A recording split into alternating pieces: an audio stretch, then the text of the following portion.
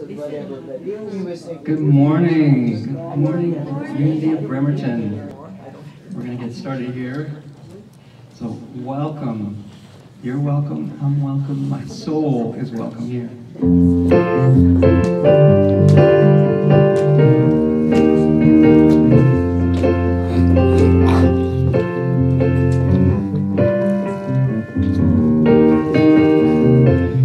I'm in the right place at the right time. I'm just where I'm supposed to be. I'm in the right place at the right time. I'm just where I'm supposed to be. I'm in the right place at the right time. I'm just where I'm supposed to be. I'm in the right place at the right time. I'm just where I'm supposed to be.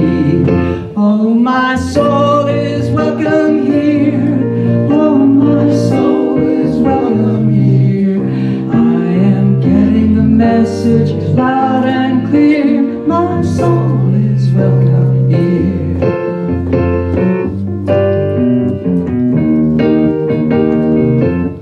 I'm in the right place at the right time. I am just what I'm supposed to be.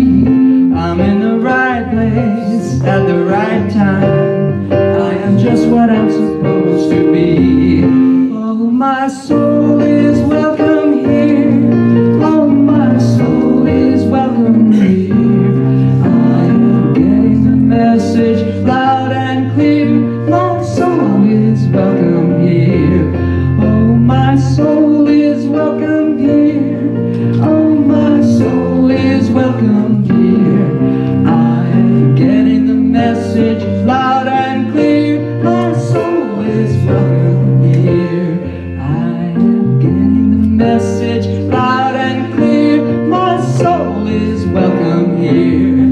I am getting the message loud and clear. My soul is welcome here.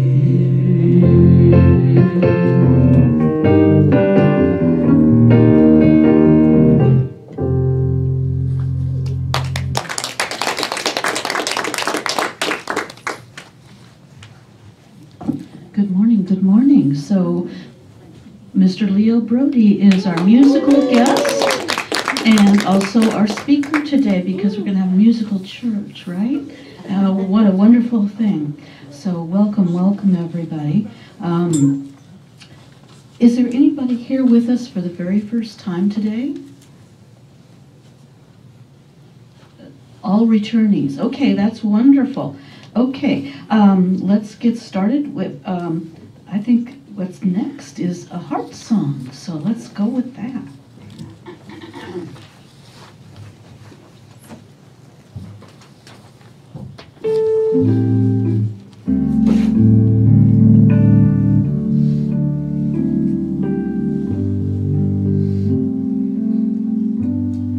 My heart is filled with love for you. My heart is filled with love for you. My heart is filled with love for you. My heart is filled with love for you.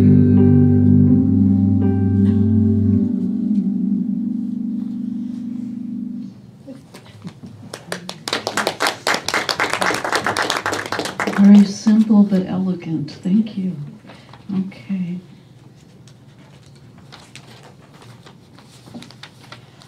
All right.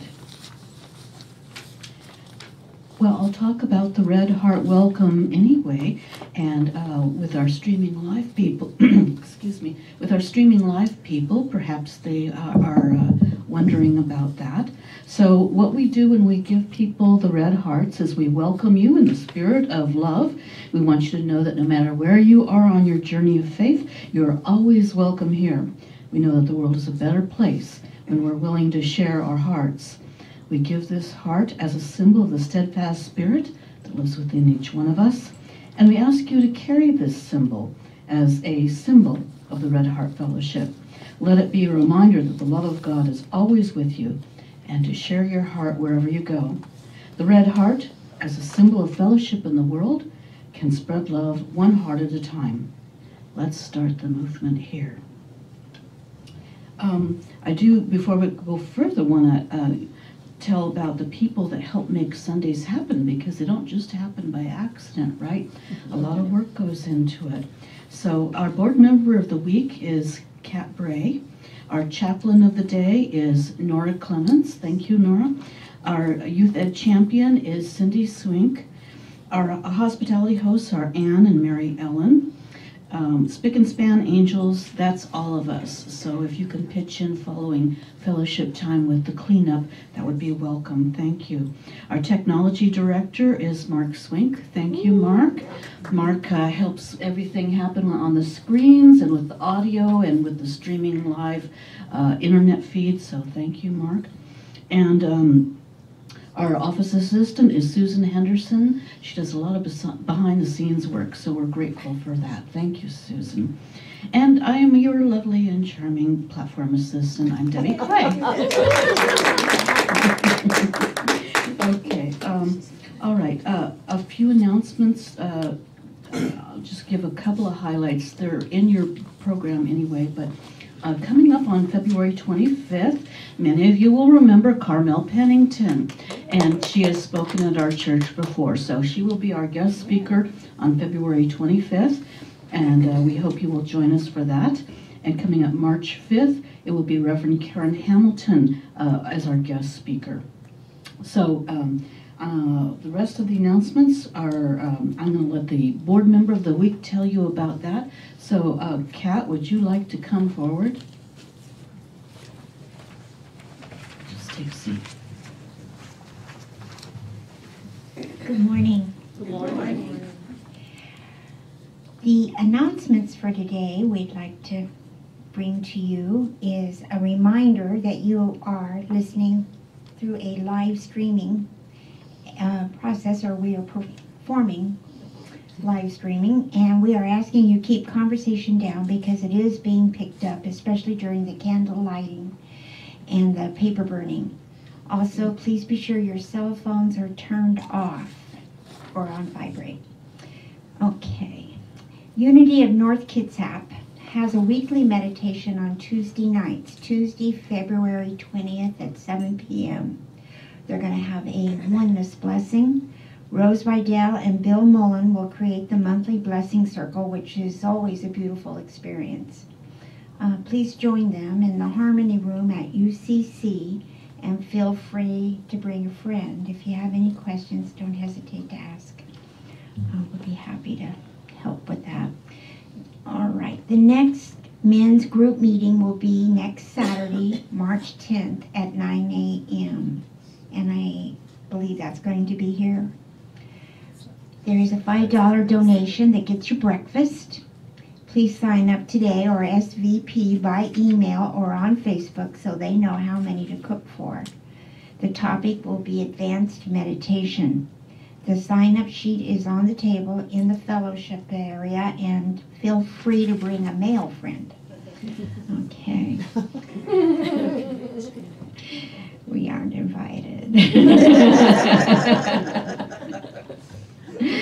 We want to remind everyone that prayer requests forms are available in the pocket of the chair in front of you, and you can fill them out and put them in the prayer box right here.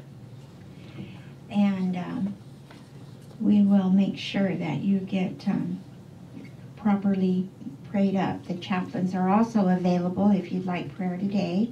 And again, our chaplain today is Nora, and they will pray with you after the service. The Viability Committee will be meeting today after service. And what else? We're going to ask you after the service to please stop by the table in front in the fellowship area and see all the sign-up sheets. We have the events coming up, and we have the sign-up sheets coming for the craft fair. You can either participate or contribute, and or just be there for the event, but sign up so we know that there's an interest one way or another if you can. For the men's group after the meeting in March, for the astrology meeting in March, for our weekly e-blast newsletter, for the photography club meeting. And there will be other things on the table too. So there's lots of activity, and the more we do together, the more fun we have. Okay, our family fun night, speaking of together, is next Saturday, February 24th from 6 to 9. Anyone interested in this event, please sign up in the fellowship area. Bring your favorite card, dice, or game board, and some snacks to share, and let's have some fun. We would like to share a moment. Okay, more serious. Change our gear here, and we want to share a moment of silence for Grandpa Don. He transitioned peacefully in his sleep Saturday morning, and his wife Florence was at his side. We will let you know when we hear about the plans for the memorial service. Okay.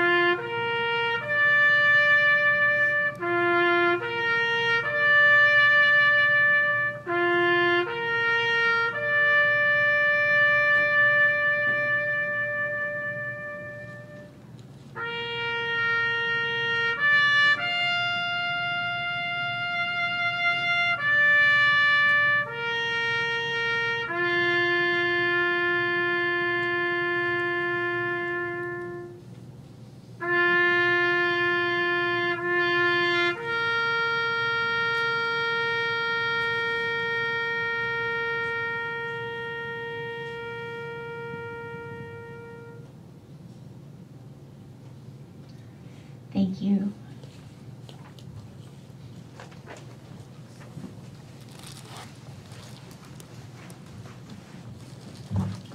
Thank you, Kat.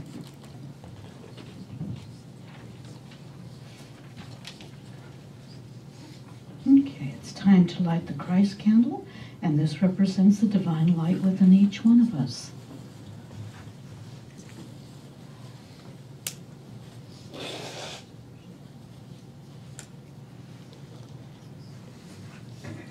On the screen is our mission statement. Can we say this together? We are a welcoming community supporting our mutual quest for spiritual truth. And this is our invocation. Can we say this together? There is one presence and one power active in the universe and in my life, God the good, omnipotence. Okay. We're going to have a time of handshakes and hugs. A reminder, please keep it brief because we will have fellowship time following the service. And we tend to be a huggy church, so if you hug gently, okay? If you don't want to be hugged, put out your hand real quick and shake your hand. Okay, let's greet each other.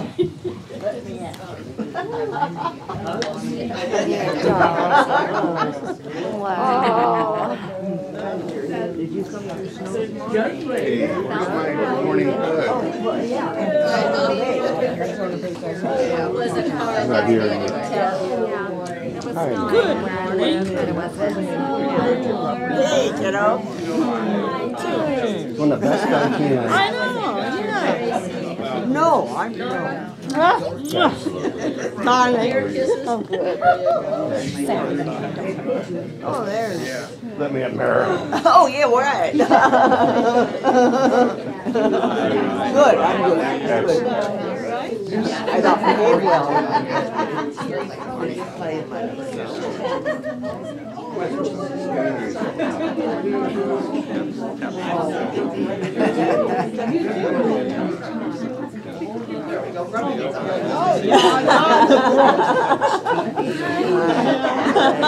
Good morning, Leo. How are you? Welcome here. Hugging all around. Glad to be here.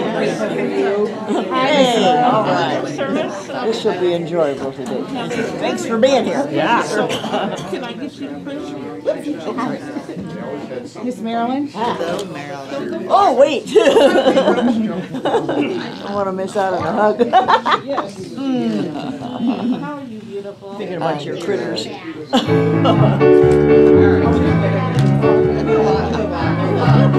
Hi, sweetheart. How are you? I'm choosing heaven today. I'm choosing heaven today. I am walking the road to heaven right now. I'm choosing and I'm choosing heaven today. I'm choosing heaven today. I'm choosing heaven today. I am walking the road of heaven right now, singing, I'm choosing heaven today. Okay, how about I choose joy? I'm choosing joy today. I'm choosing joy today. I am walking the road of heaven right now, singing, I'm choosing joy today. I'm choosing love. I'm choosing love today. I'm choosing love today. I am walking the road of heaven right now, singing, I'm choosing love today. I'm choosing peace. I'm choosing peace today. I'm choosing peace today. I am walking the road of heaven right now, singing, I'm choosing peace today. I'm choosing heaven. I'm choosing heaven today. I'm choosing heaven today. I am walking the road of heaven right now, singing, I'm choosing heaven today. I am walking the road of heaven right now, singing, I'm choosing heaven today.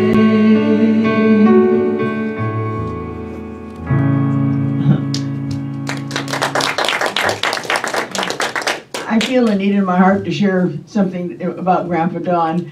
When I first heard the news early on Saturday morning, and the sweet one that was telling me the news that he'd had his meds for the day and then fell asleep, and then he made his transition, and I think, knowing Grandpa Don, I would think that then he laughed, because I don't need those meds anymore. And I think he saw the humor in it, and that carried me along my way too, because that fella is always good for a laugh.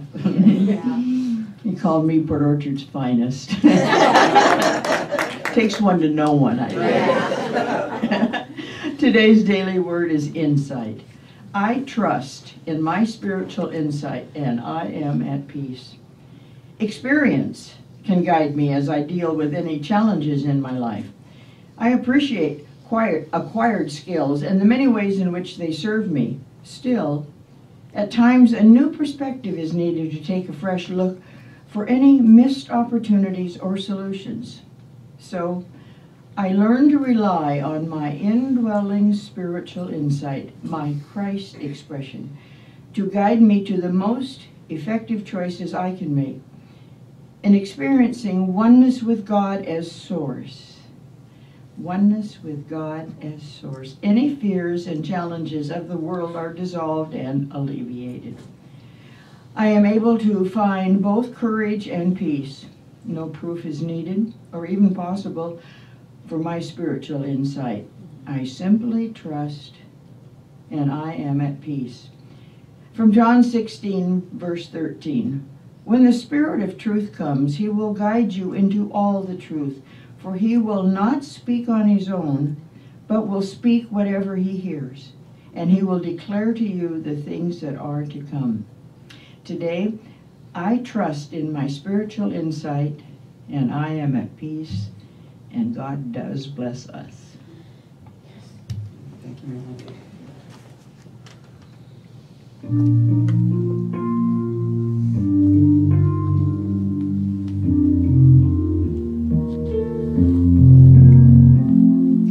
I am a light, I am a light, I am a light in this world. I am a light, I am a light, I am a light in this world. And I shine, and I shine, and I shine so bright. And I shine, and I shine, and I shine so bright. You are a light, you are a light, you are a light in this world.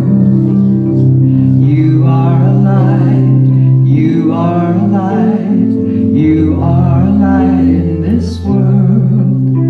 And you shine, and you shine, and you shine so bright.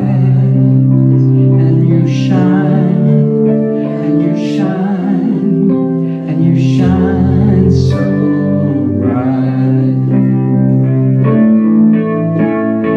We are alive, we are alive, we are alive in this world. We are alive, we are alive, we are alive in this world. And we shine, and we shine, and we shine so bright. And we shine, and we shine, and we shine so bright. And we shine so bright. And we shine so bright. Thank you.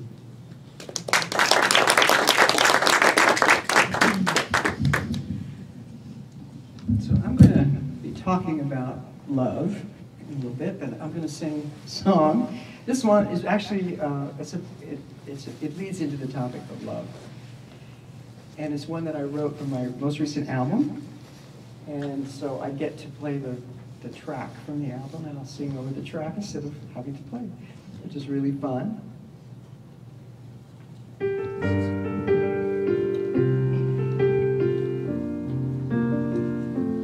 If there is a place that needs more kindness, let me be the one who's kind. If there is a need to let more light in, let me be the one who shines.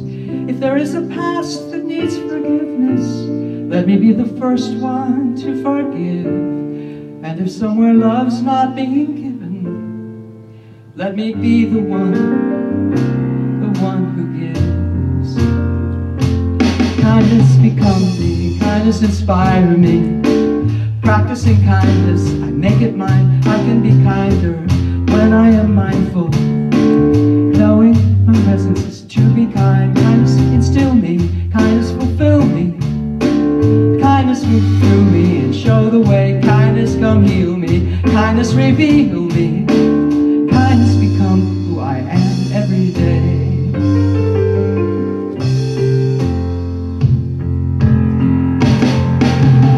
Sometimes the words that come out of my mouth aren't coming from a rational mind. They're straight from the jumble of jagged ideas I hate to admit are mine.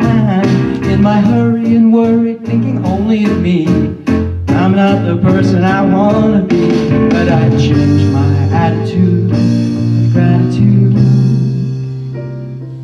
If there is a place that needs more kindness, let me be the one who's kind. If there is a need to let more light in, let me be the one to shine. If there is a past that needs forgiveness, let me be the first one to forgive. And if somewhere love's not being given, let me be the one who gives. Kindness become me, kindness inspire me. Practicing kindness, I make it mine. I can be kinder when I am mindful, knowing my nature is to be kind. Kindness will fill me, kindness instill me. Kindness will through me and show the way. Kindness come heal me, kindness reveal me. Kindness become who I am every day. Kindness become who I am every day. Kindness become who I am every day.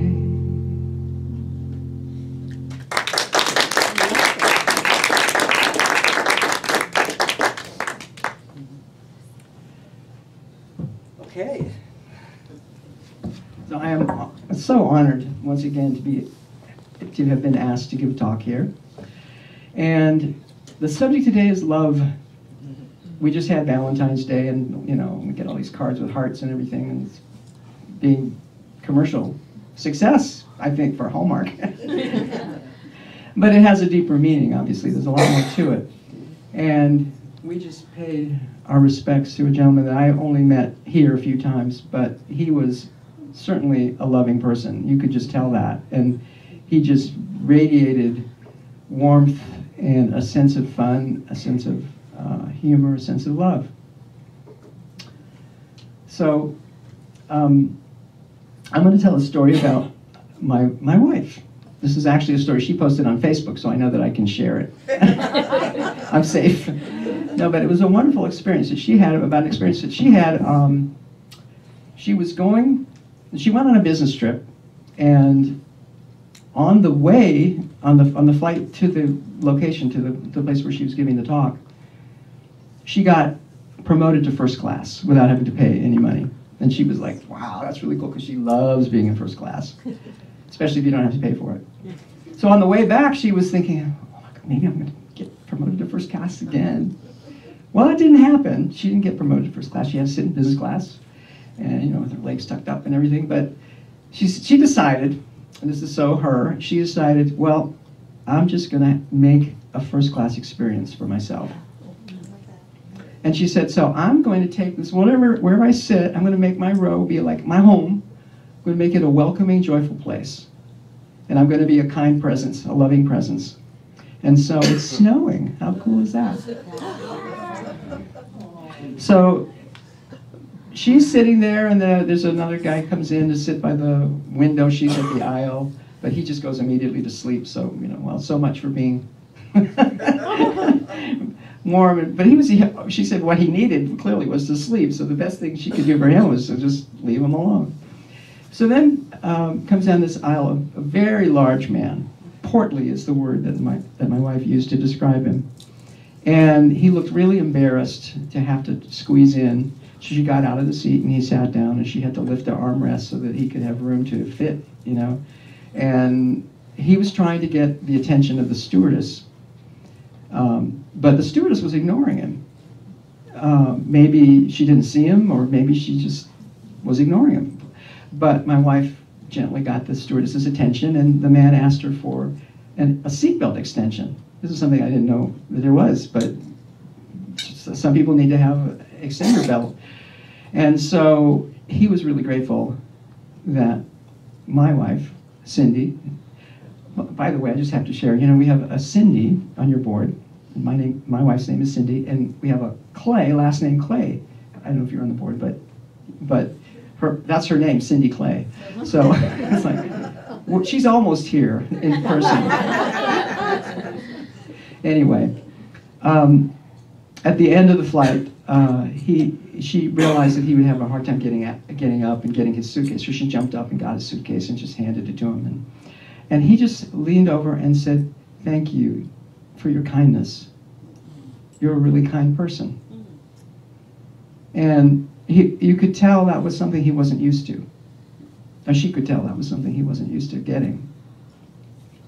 And just by coincidence, there was a story a woman wrote and posted on a blog, and it went around on Facebook about a week ago or two. And it really was touching to me. because I have daughters, and this woman took her daughter to the first practice of a new sporting activity that her daughter was getting involved in. So they didn't know anybody there, but there was a couple mothers there, and there were all these kids running around, and the mother that wrote the blog post had her daughter with her, and she came up and introduced herself to these two mothers who were chatting. And they said, "Hi, we're here for the program," and they looked, "Oh, hi," and then they went back to talking. And it was, you know, you can do with body language, like, you know, sort of shutting people out. And that's how she felt, and it just felt really bad because they were new. They didn't know anybody there. This is one of those experiences in life that's, like, you could say, oh, this is not a big deal relative to a lot of other things, but this is important when you are new to a place and you kind of feel a need to fit in, and people are rejecting you. So they went through the whole thing, and then they came back the next week, and she did exactly the same thing. The two women were talking again, and the mother said to the daughter, she decided to make it into a teaching experience rather than getting all mad and huffy. And she said to her daughter, "Remember this. Remember what it feels like to be made invisible. Remember what it feels like to be left out. Remember what it feels like to be isolated, to be rejected, to be shunned. And be aware of yourself and your interactions with people." And I just thought that was really, really beautiful. So, I don't know where my talk is, but it's all right. I'm doing fine so far. So, there's a saying that actually it was Elie Wiesel, who was do you know his work? He was in Auschwitz and one of the other concentration camps, and he wrote a number of books after that about his experience. He's just a beautiful soul, because, you know, to go through that and then come out loving life is just an amazing thing. But he said that the opposite of love is not hate. The opposite of love is indifference. And you can see that in this story, where these people weren't getting hated, they were getting ignored. But that was the absence of love.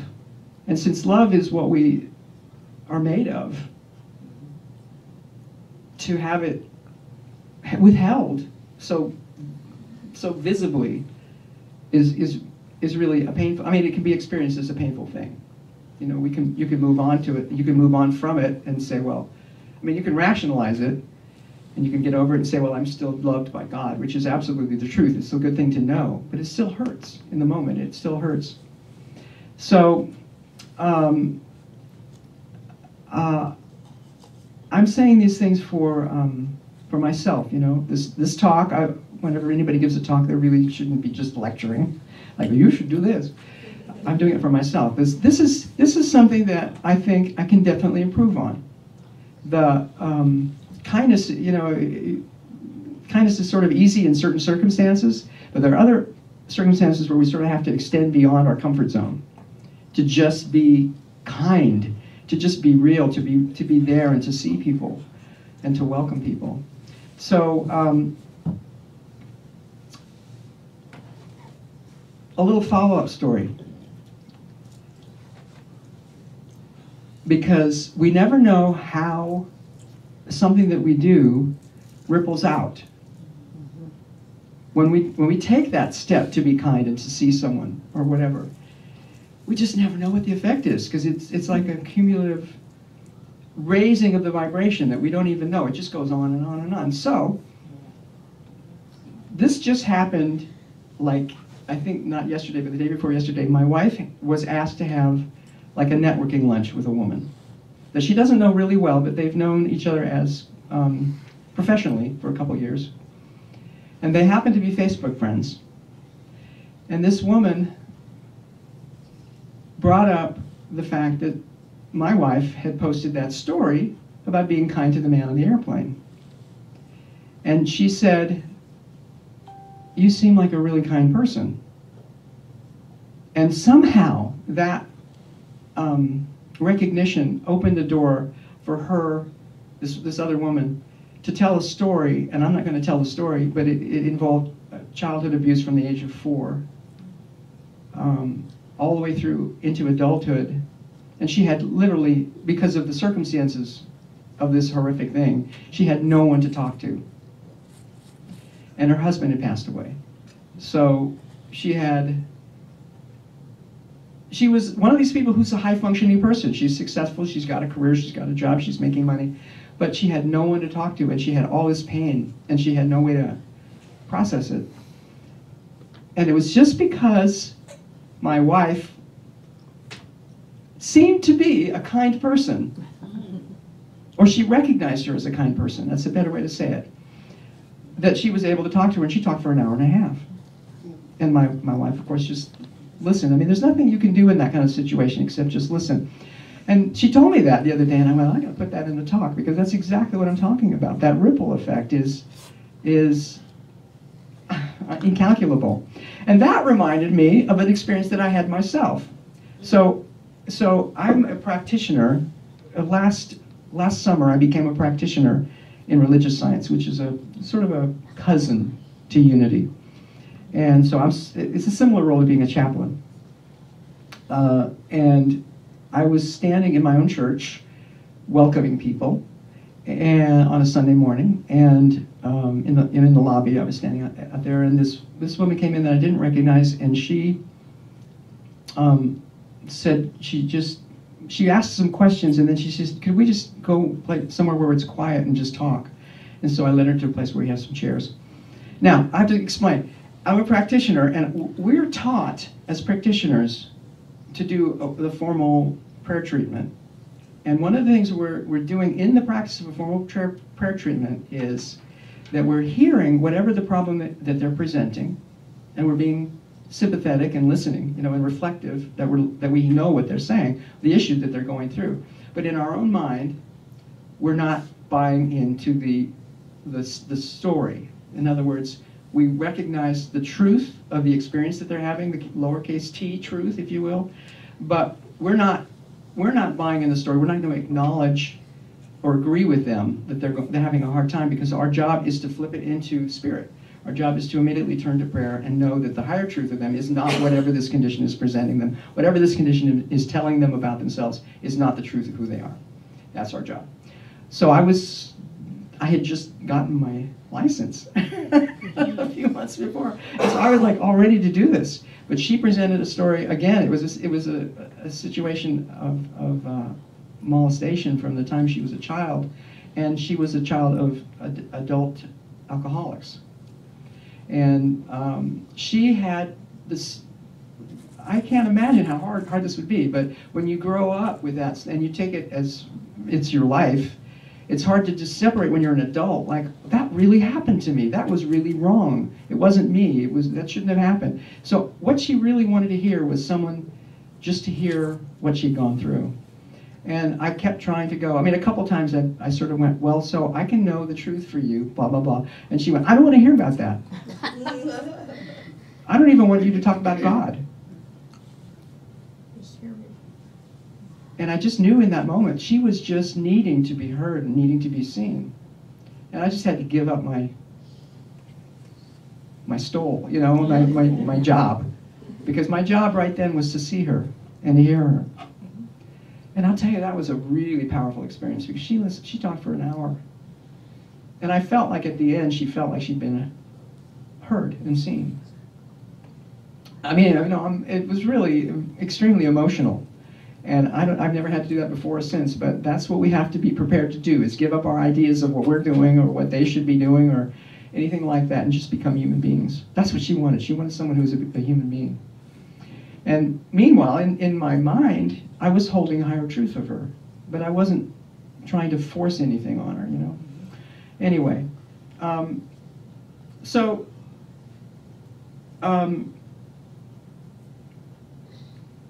this idea, I think that to me, this means a lot, this idea of making these connections, because I think that we're here in this life. I think we're spiritual beings living in physical bodies, right? So we're here there's a point to all of this madness. And the point, I think, is for us to learn to be loving and to sort of build connections. And if you know anything about like ecology and how like in the forest, all these different, the trees and the plants and the animals and the fungi and the bacteria in the soil and everything else interacts, and in a healthy forest they have these a million interactions. I think that on the spiritual level, what spiritual evolution means is that we build those kinds of loving relationships and seeing, witnessing, exchanging, just being present, being aware of each other. I think that's the same, I think that's the equivalent of the, in a way, biological evolution is an analogy for what spiritual evolution is. And if we could see the relationships, if we could visualize the relationships between two people who have formed a bond of trust, that there would be like a tree or something, a spiritual element that you could see, only we don't see that. We just see each other as separate human beings. But I think that's what we're here to create, is this rich fabric of interconnection, which is really love. That's just my own interpretation, but it kind of helps me think about it.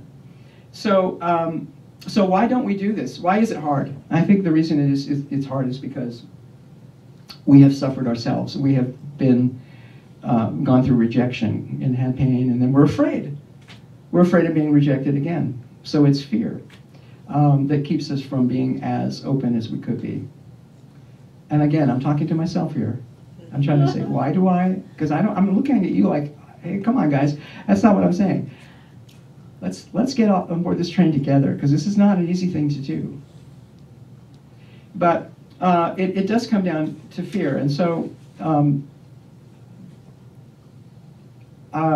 for this talk, I went back to a book that I have by Don Miguel Ruiz.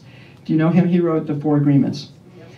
So I had read that book, but I had never actually, until recently, heard about this other book. This other book he wrote is called The Mastery of Love, A Practical Guide to the Art of Relationship. And I'm just going to get my glasses. Why not? Might not be able to see. Okay. And he says in this book, and I just think this is really, I've been thinking about this a lot. He says, the whole world can love you, but that love will not make you happy. What will make you happy is the love coming out of you. And a lot of people get into relationships thinking that they'll be happy because the other person will somehow validate them.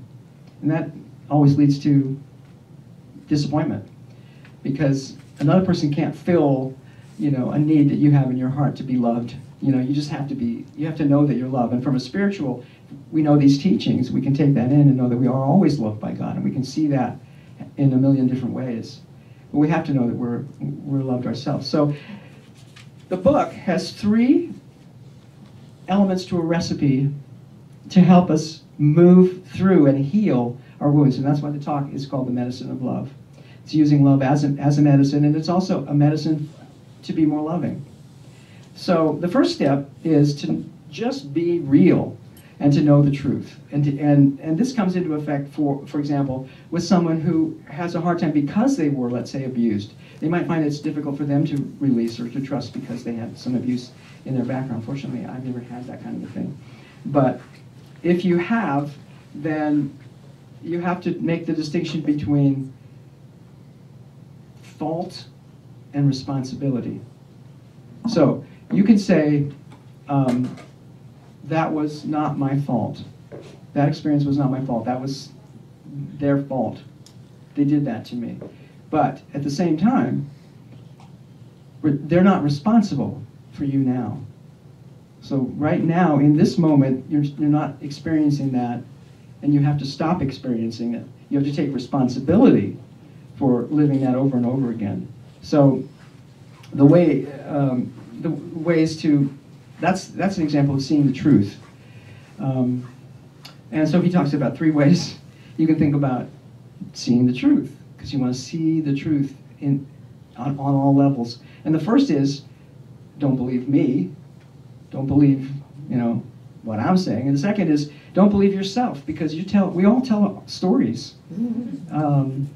And that's where we get into trouble, right? That's the kind of the basis for a lot of the problems, is that we had this experience where we felt like we were mistreated, and then we conclude that we're not smart, or we conclude that we're not kind. How terrible is that, to conclude that you're not kind? Because then how are you gonna act? You know? So we have to get over those stories and stop believing those false stories about ourselves. And then the third thing is, don't believe anybody. Don't believe other people. You know, you can believe God, and you can trust your heart. But if anybody's telling you something that doesn't feel right, or doesn't serve the highest good, or doesn't know the truth of who you are, then you're free to ignore that person. So this idea of responsibility, what are we responsible for? I think, going back to this idea about spiritual evolution, I think we are responsible. We're here and we're responsible for bringing love into the world. That's our job. You know, and of course we have to make money and do all this other stuff, but you know, that's it. Through all of that, through all the interactions we have, and the rough encounters and the warm encounters and everything else, through all of that, our responsibility is to bring love into the world. So, and we have to remember that we're always here, we're always free to make choices.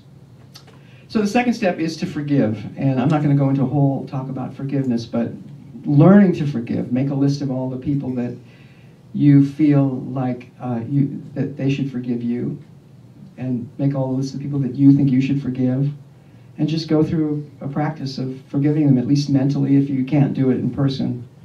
But forgiveness is not a question of making it okay, or saying it didn't matter that they did whatever they did to you, or that it's not important, but it's a matter of being free of it, so that you can take responsibility now for your own feelings, and it's like cutting the chain of blame. So that's the second step, is forgiveness. And then the third step is self-love, which just comes from knowing the truth of who you are and practicing kindness. I make it mine. And accepting our flaws. That's acceptance, and that's self-love. So, let's give it a go, okay? Tell me how you're doing. Thank you.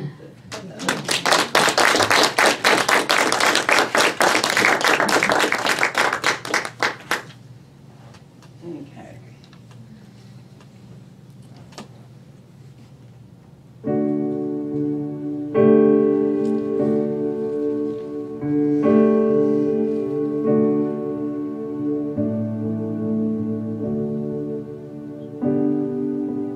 You are sacred love. Sacred love is all that you are. You are sacred love. Sacred love is all that you are. You are sacred love. Sacred love is all that you are. You are sacred love. Sacred love is all that you are. Show the way, God, show the way. I want to live in such a state of grace. Lead the way, God, lead the way. I want to live in such a holy place. Such a holy place. You are blessed peace. Blessed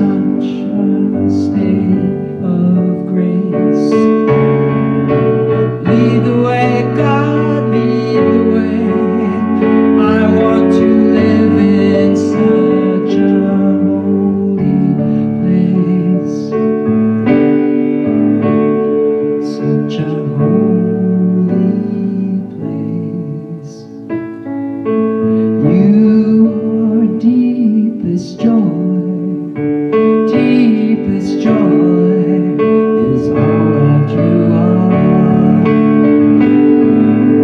You are deepest joy, deepest joy is all that you are. Show the way, God, show the way.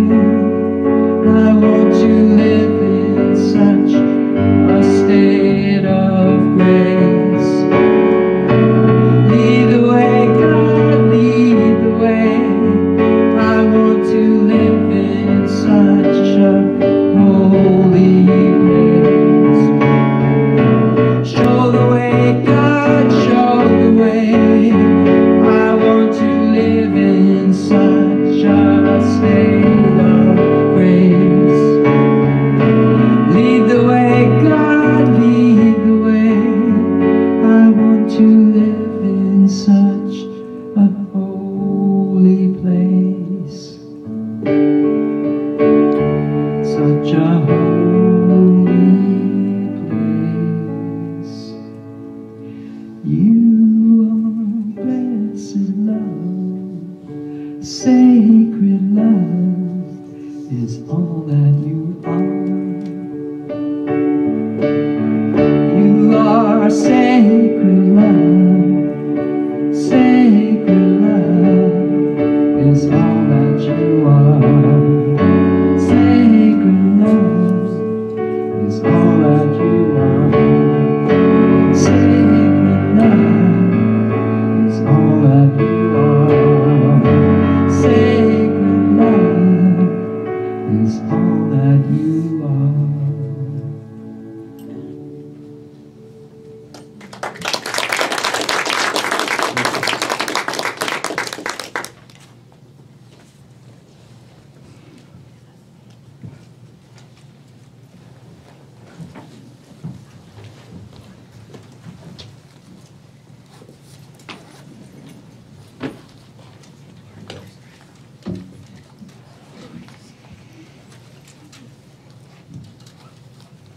Okay, we're going to be having a time of offertory here shortly. So as you're preparing your tithes and love offerings today, think about how blessed you are. And as you're writing your check or giving your gift, send your blessings out. I'll light the candle here so that if you want to light a candle for yourself or a loved one or Grandpa Don, that's available to you. Also, our burning bowl is available. And while that's all happening, if Mr. Brodie will play some music for us, that would be wonderful.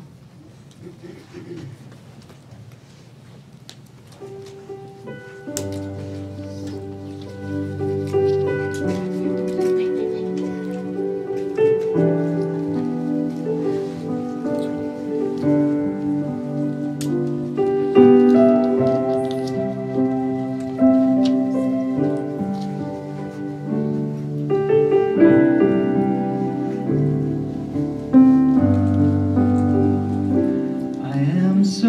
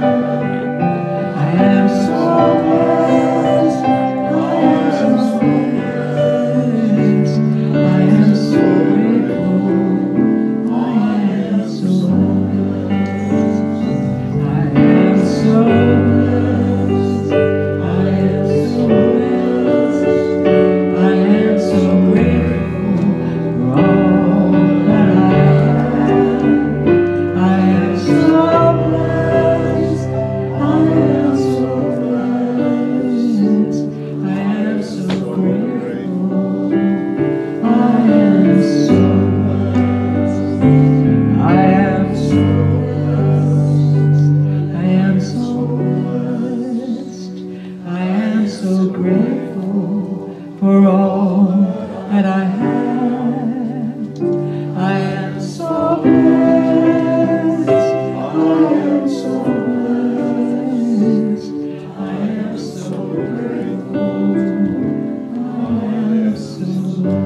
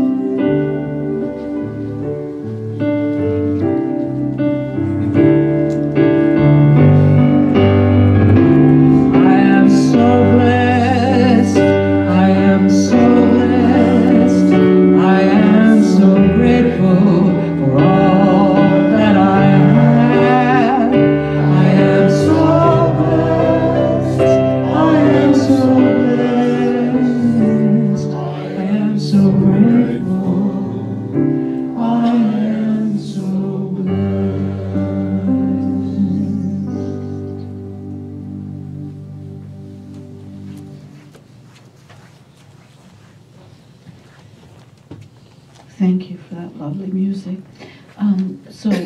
Could we have the board member of the week and Nora, our chaplain of the day, come forward, and together, all of us, we're going to bless the offering with the blessing on the screen. I give willingly, joyfully, and lovingly, knowing that God is the constant source of my supply. I give with graciousness and receive with gratitude. Thank you, God. Thank you. Okay. Is there any good news to share? Tracy, your hand went up first. What is your good news? Well, I don't know how many of you have seen the Facebook post or not, but on Wednesday, on Valentine's Day, my youngest child, and I'm going to do a little bit of a backstory. This was a child that we were told would be a vegetable for the rest of his life. And we should stick him in an institution and walk away.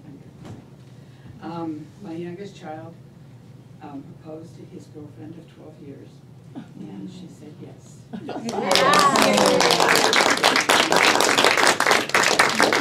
It will be a very long engagement because there are lots of things that still needs to be taught and learn and grow.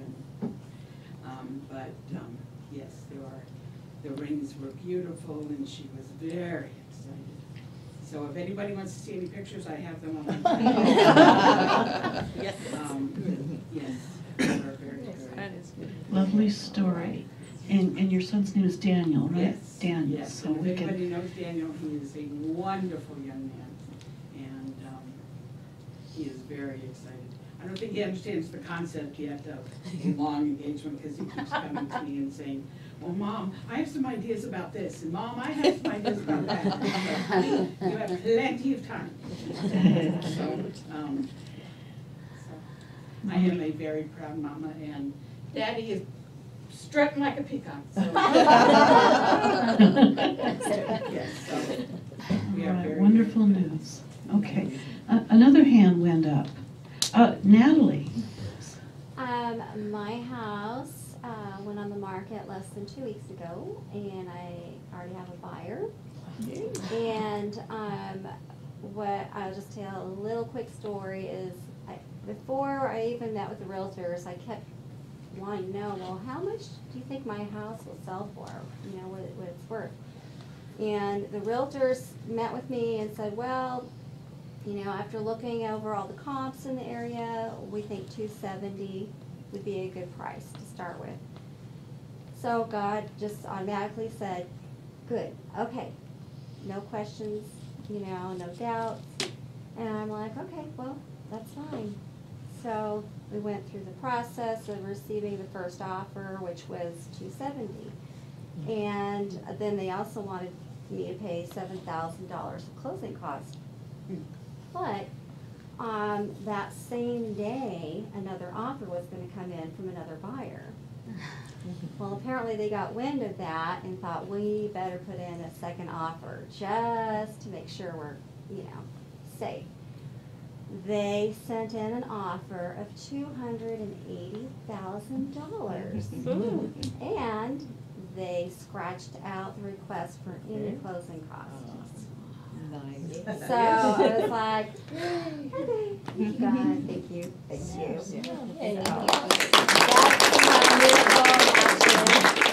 Just watch it kind of open itself up. Wonderful, wonderful news. Yes, Laurel? Most of you already know from my Facebook post, but I've gone through a frustrating year of fighting cancer, and the frustration was always that every test I had came back inconclusive, that we don't know yet, we don't know yet, we don't know yet. And I had a biopsy this week that said there's no cancer. If you didn't hear that, she's cancer-free. Yay! And you can add a little bit to the story, though, from hearing Leo today. I'd posted on Facebook that what really carried me through was love, that I went through a long period of doubt and guilt about my own spirituality and not being able to feel it, and people carried me through it, and one of the responses was that the love you are seeing from others is actually the love in you. Yes. And I was like, how perfect your talk today. Thank you. Nice. Yes. We are one. Wonderful. We are one. Wonderful. Yeah. Any other? Cindy? Our friend George, who'd been in the hospital, had the blood clot removed, went into rehab, he came home on Valentine's Day. Nice. So he and Lois are watching online, so I promised we'd all say hi. Hi, George! Yay, George. And Lois, yes. And Annie, thank you for everything. So yeah, he's home and happy to be there. So and we look forward to you joining us again when you're able. Yeah. Yes. Yes. Wonderful. Oh, and Mark? So another opportunity for us all to get together and spend some time together. Starting this Wednesday is going to be our monthly photography get together. So whether you have a good camera or you use a cell phone or a disposable camera, come and have fun. Starts at 6:30 on Wednesday, third Wednesday of each month. Okay. And our Food for Life program, we collect food, mostly lunch items for the homeless. Would anybody like to take the bag this week and fill it up with non-perishable items? Cindy? Thank you, Cindy. I'll put it right here. Thank you so much. Okay, were there any children in Sunday school today? No. Okay, let's have our closing song, Let There Be Peace on Earth, and our closing prayer. Stand up and grab a hand if you can.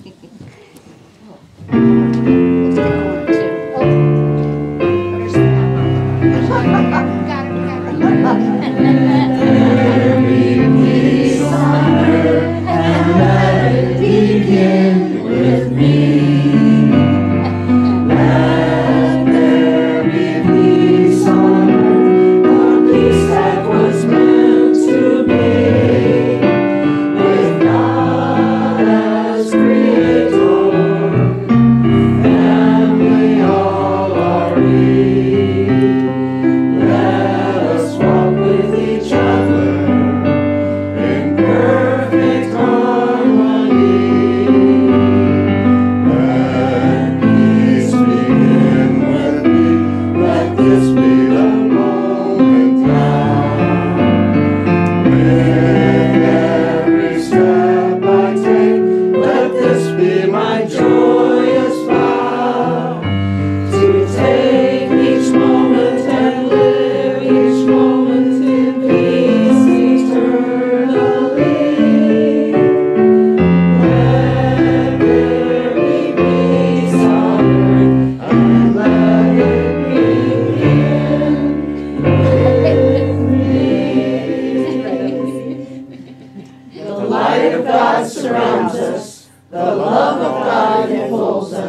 The power of God protects us, and the presence of God watches over us.